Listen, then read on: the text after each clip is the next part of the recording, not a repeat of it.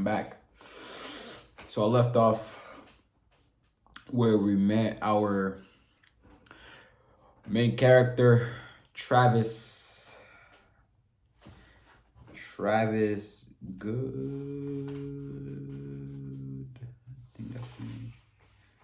Travis what? I promise you I had his name saved in my head. Travis Cornell. Who's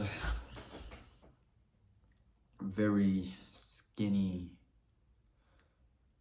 guy, I guess. Yeah, lean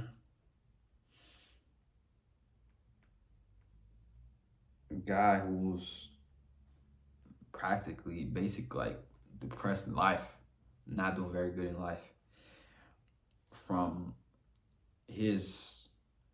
From the way that he acts, it seems like he's not happy with his life because he doesn't smile. He doesn't smile. He doesn't smile anymore, and he said that he hasn't smiled in a long time. Basically, what I wanted to say. I gotta stop saying. Yeah, he hasn't smiled in a long time, which should tell you he's not happy with his life. And we left off where he met a stray dog who was giving him a really hard time because he was trying to enter a dark cave, and the stray dog was not letting him enter. It's like when he was getting closer and closer to the cave, that's when the dog would start growling hard at Travis. I guess the dog knows something that Travis doesn't. So that's where I had left off. It's like at first the dog would be affectionate, lovey-dovey towards Travis, but when Travis tried to walk inside the cave, the dog would try to stop him and start growling hard at him. It's like the dog switched personalities or something, just giving Travis a hard time, not letting him do what it is he had came there to do. But yeah, that's where I had left off. That was a decent summary. How long was that? 3 minutes. Okay.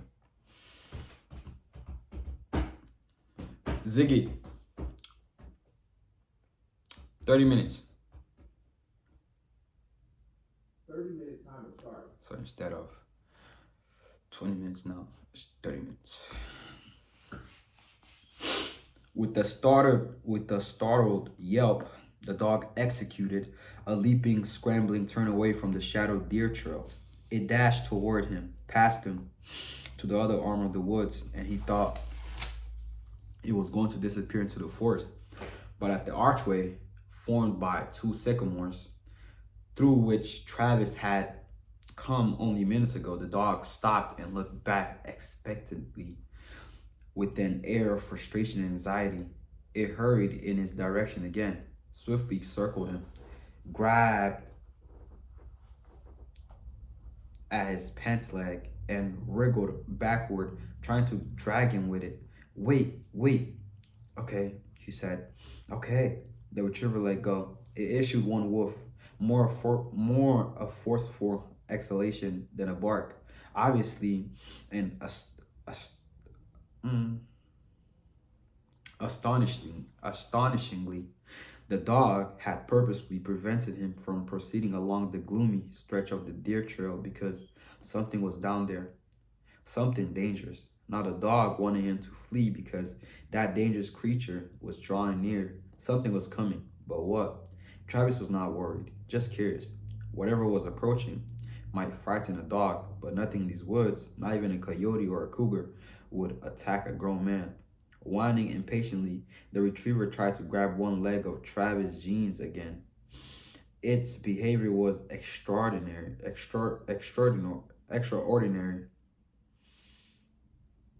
If it was frightened, why didn't it run off? Forget him.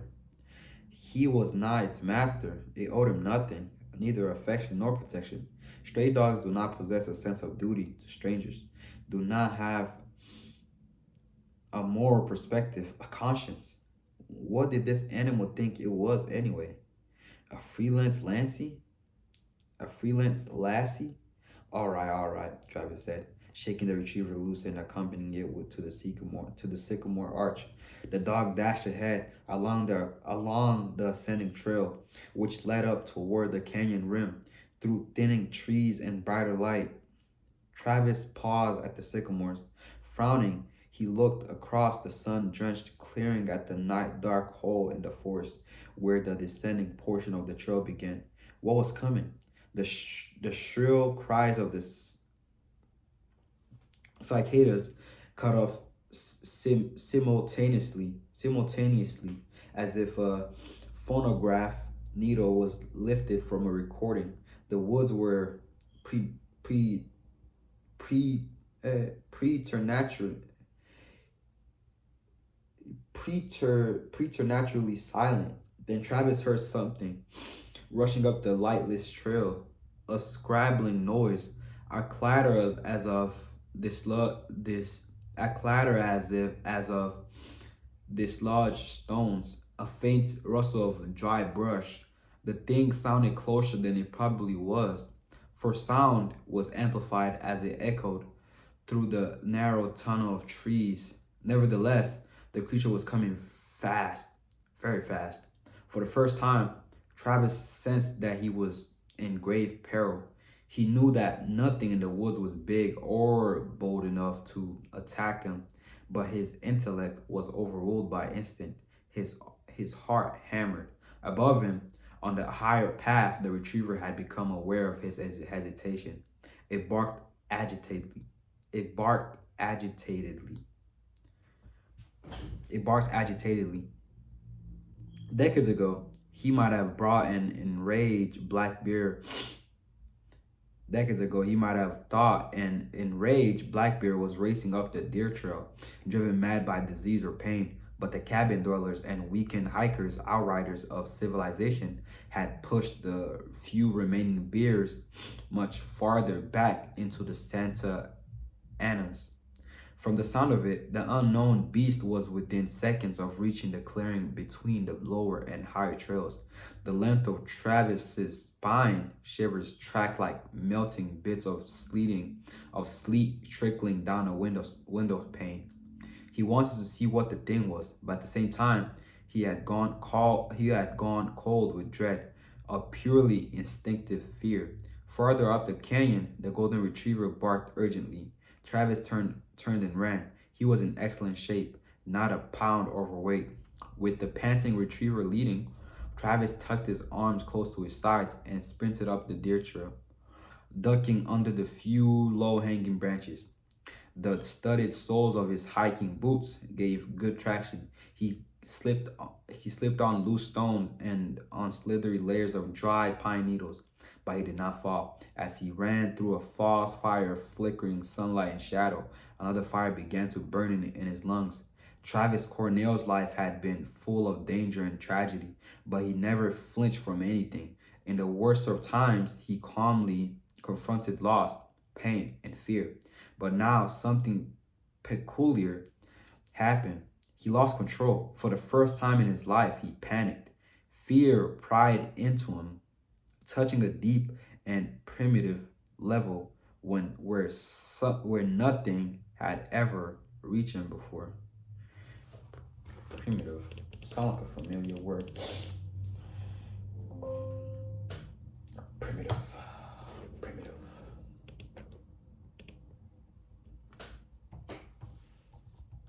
Primitive is like something important, something that's like core. Belonging, first. Definition. Primitive refers to something originating from the earliest stages.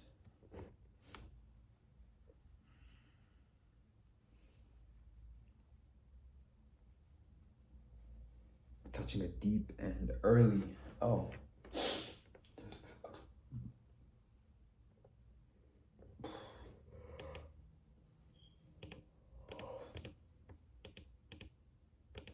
Original. Primitive.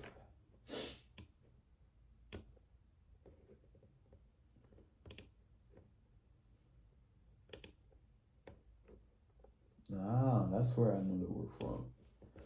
Computer programming.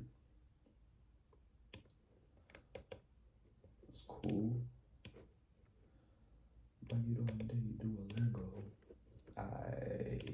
Big bro. I don't know. Where you got that info about that? It wasn't me. I want that in record and in writing. Still love the game. It's enticing. Your lifestyle bullshit. Lifestyle bullshit. To say. Never had a goose day. Flat blunt.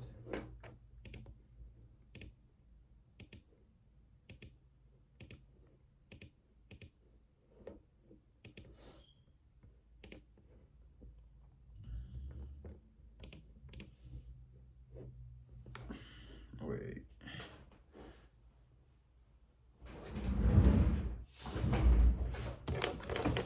I've gotta get back to work before I gotta answer some questions I gotta have.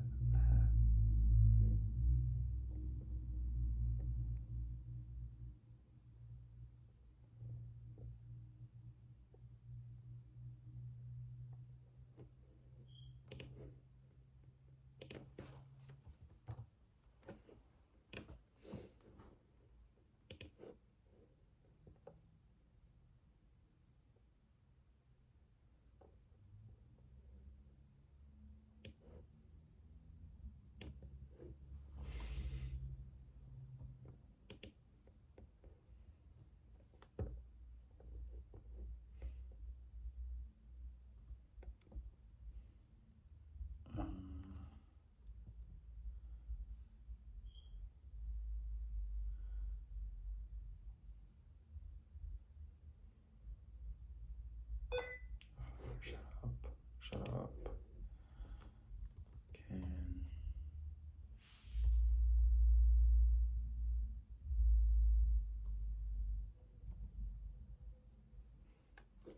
Can I get back to you?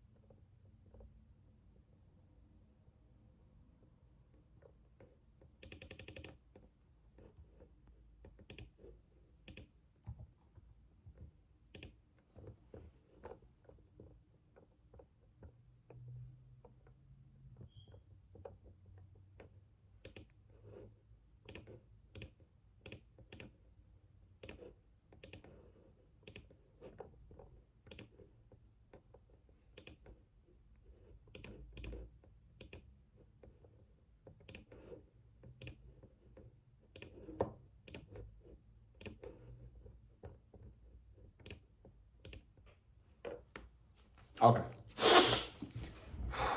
Wow. Frío, frío, frío.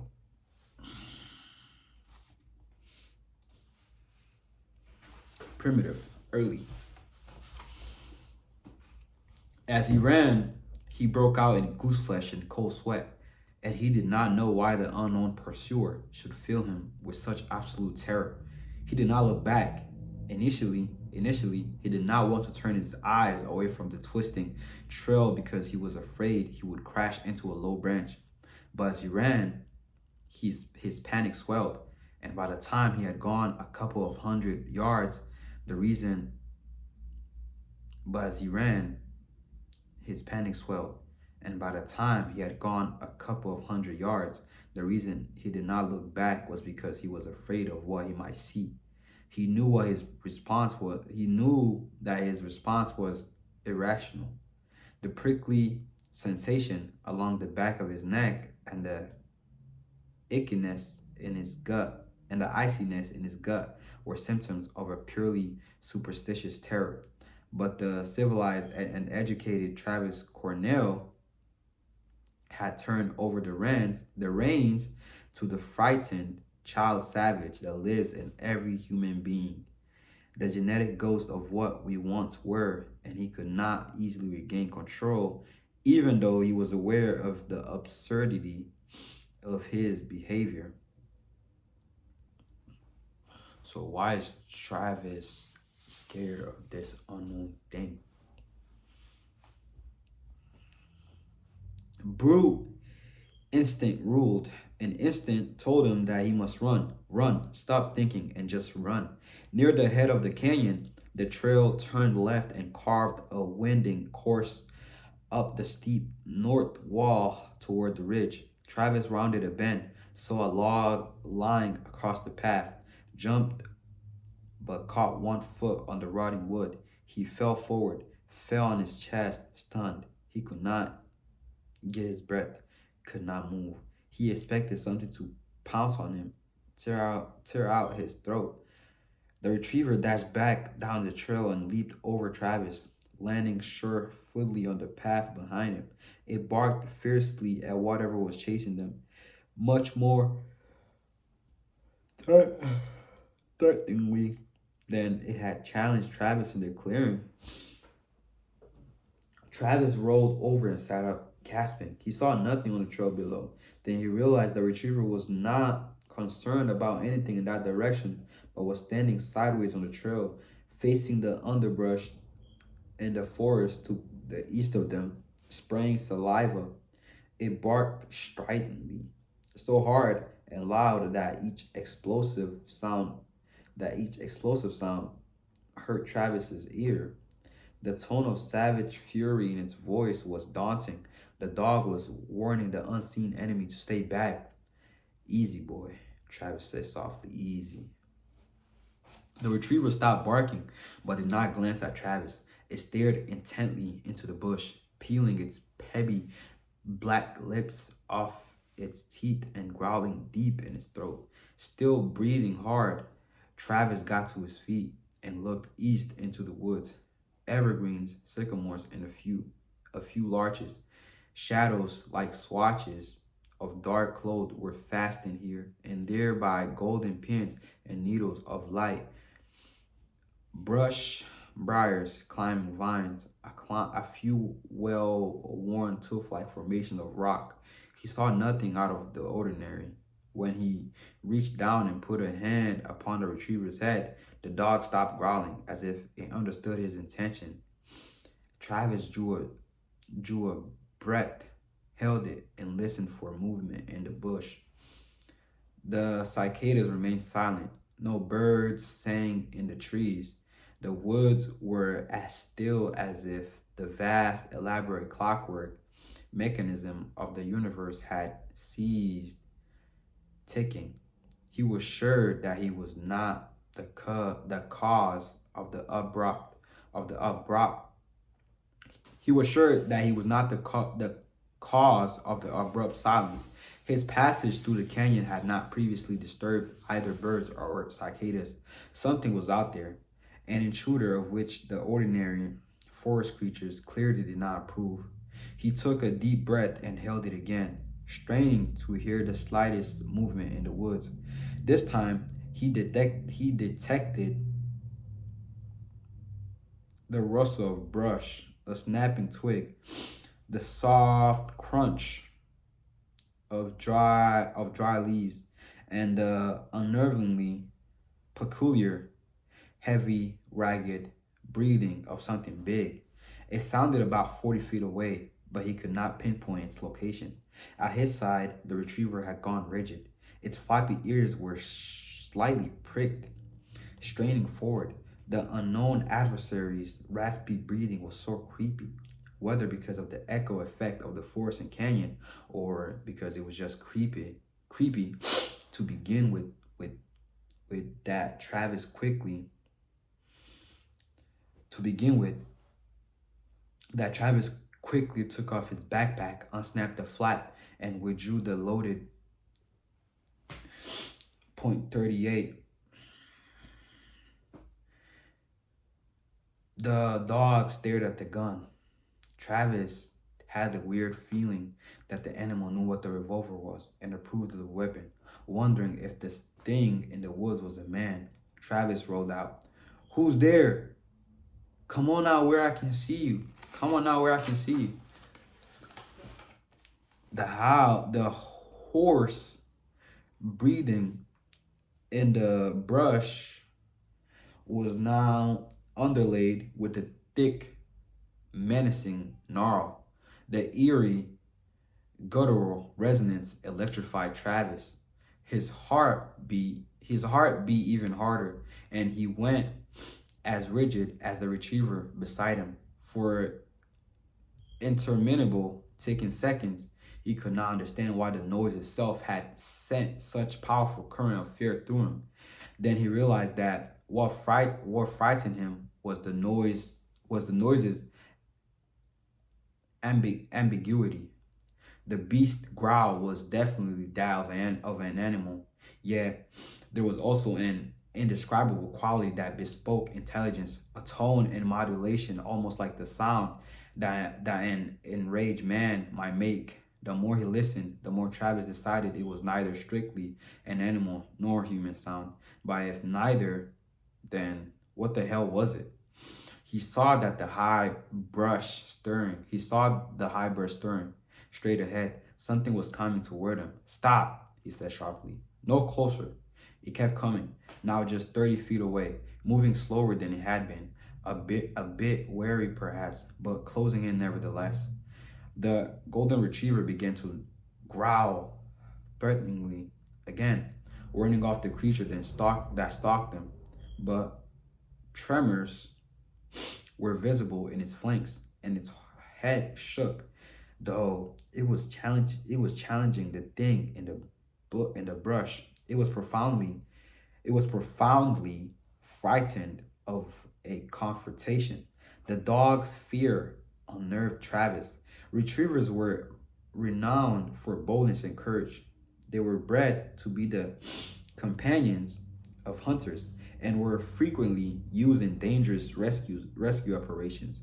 What peril or foe could provoke such dread in a strong, proud dog like this? The thing in the brush continued toward them, hardly more than 20 feet away now, though he had as yet seen nothing extraordinary. He was filled with superstitious terror, a perception of indefinable but uncanny presences. He kept telling himself he had chanced upon a cougar, just a cougar that was probably more frightened than he was. But the icy prickling that began at the base of his spine and extended up across his scalp now intensified. His hand was so slick with sweat that he was afraid the gun would slip out of his grasp. 15 feet, Travis pointed the .38 in the air and squeezed off a single warning shot. The blast crashed through the forest and echoed down the long canyon. The retriever did not even flinch, but the thing in the brush immediately turned away from them and ran north. Bro, what's this thing? Upslope toward the canyon rim. Travis could not see it, but he could clearly mark its swift progress by the waist high weeds and bushes that shook and parted under its assault. For a second or two, he was relieved because he thought he had frightened it off. Then he saw it was not actually running away. It was heading northwest on a curve that would bring it to the deer trail above them. Travis sensed that the creature was trying to cut them off and force them to go out of the canyon by the lower route, where it would have more and better opportunities to attack. He did not understand how he knew such a thing, just that he did know it. He did not understand how he knew such a thing, just that he did know it. His primordial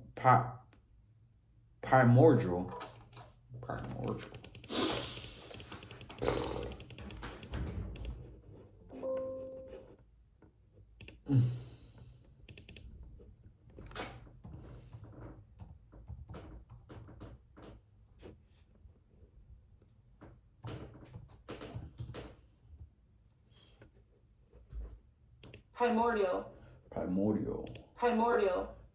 prehistoric. That's a new word.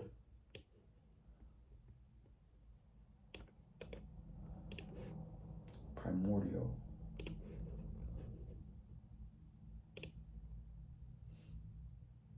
Primordial. That's a new word. That's a new word.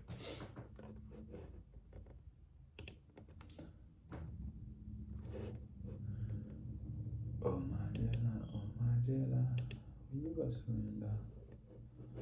For you I surrender. For you I surrender.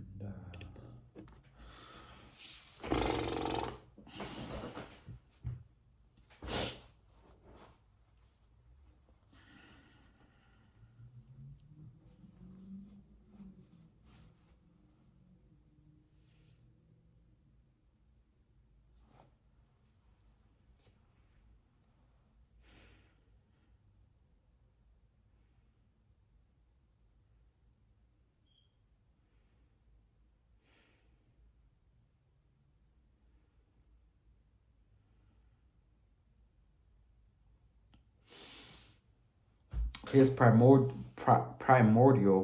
survival instinct drove him into action without the need to think about each move he made. He automatically did what was required. He had not felt that animal surety. He had not felt that animal shorty. What? Shorty. That's a word? Surety. Surety. Surety. Surety. That's crazy. You learned something new, I guess. He did not nope. He automatically did what was required. He had not felt that animal surety since he had not seen military action almost a decade ago. Trying to keep his eye on the telltale tremble of the brush to his right, abandoning his backpack and keeping only the gun. Travis raced up the steep trail, and the retriever ran behind him.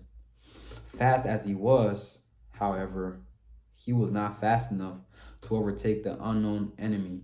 When he realized that it was going to reach the path well above him, he fired another warning shot, which did not startle or deflect the adversary this time. He fired twice into the brush itself toward the indications of movement, not caring if it was a man out there, and that worked. He did not believe he hit the stalker, but he scared it at last. and they turned away. He kept running. He was eager to reach the canyon rim, where the trees were thin along the ridge top, where the brush was sparse, and where a brighter fall of sunlight did not permit concealing shadows. When he arrived at the crest of a couple of minutes later, he was badly winded. The muscles of his calves and thighs were hot with pain. His heart thumped so hard in his chest that he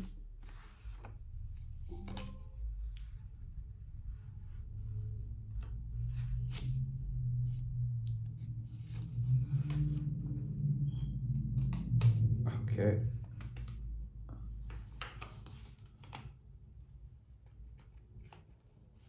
Okay. You can, what the heck? Would not have been surprised to hear the echo of its bouncing off another ridge and coming back to him across the canyon. This was where he had paused to eat some Oreos. The rattlesnake, which earlier had been sunning on a large flat rock, was gone. The golden retriever had followed Travis.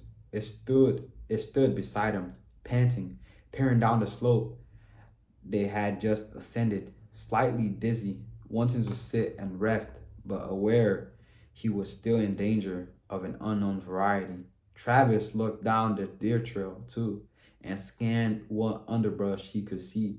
If the stalker remained in pursuit of them, it was being more circumspect, climbing the slopes without disturbing the weeds and bushes. The retriever whined and tugged once at Travis's pants leg. It scurried across the top of the narrow ridge to the declivity. Declivity. Did I say that right?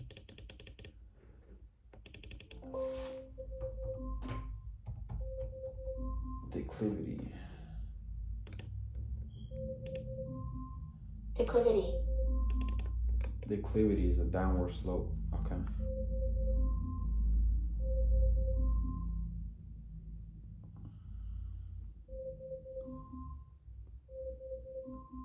By which they could make their way down into the next canyon.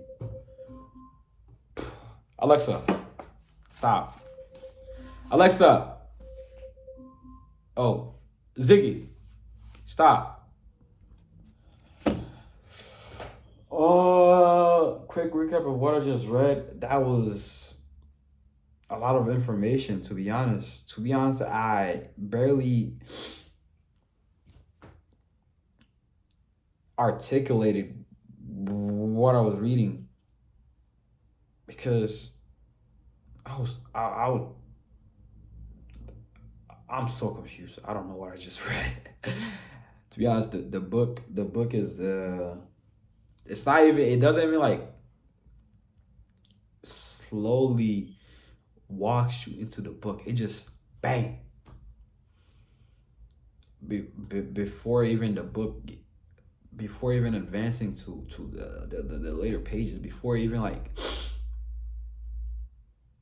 get to the middle of the pages, the early pages already drama. That's crazy. So Travis is running away from this unknown creature or stalker that's trying to get him. He's shooting at it when he can't even see it. So it's a lot of weird stuff that's going on. It's a back and forth chase between him and the stalker or creature. Yeah, but that's what I've been reading. I don't know. This book is challenging, man. But hopefully I will steady into it and actually start to understand it. But I get what I'm reading. It's just that I don't know. It's so confusing. It's confusing for some reason. I can't explain the confusing part about it. It's like, I don't know. I don't know. This book is weird, man. So it's called The Watcher. So I'm guessing the creepy stalker is the creature that's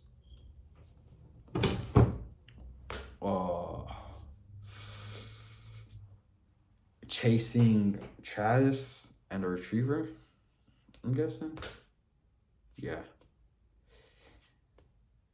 This book is a lot. But I like it because it's challenging. It has a lot of pages. It's gonna take me it's gonna take me a while to finish. So yeah. But yeah, that was a recap of what I just read, a quick little summary.